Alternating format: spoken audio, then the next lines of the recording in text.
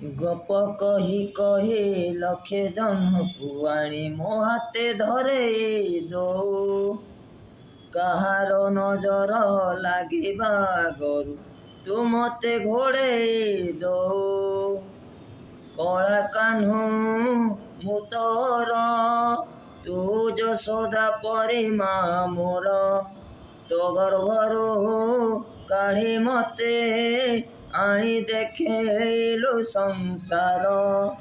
ତୋ ହାତ ମୋ ମଥାରେ ରହିଥିଲେ, ପାଦ ଧୂଳି ତୋର ନଉଥିଲେ, ମୁଁ କିଛି ଚାହିଁବିନି। ମା ତୋ ବିନା ମୁଁ ରହିପାରିବିନି। ମା ତୋ ବିନା ମୁଁ ରହିପାରିବିନି। ନମସ୍କାର, ଜୟ ଜଗନ୍ନାଥ। ଏ ଗୀତଟା ଯଦି ଭଲ ଲାଗିଥିବ ଆପଣମାନଙ୍କୁ ତାହେଲେ ଲାଇକ୍ କରିବେ, କମେଣ୍ଟ ବି କରିବେ।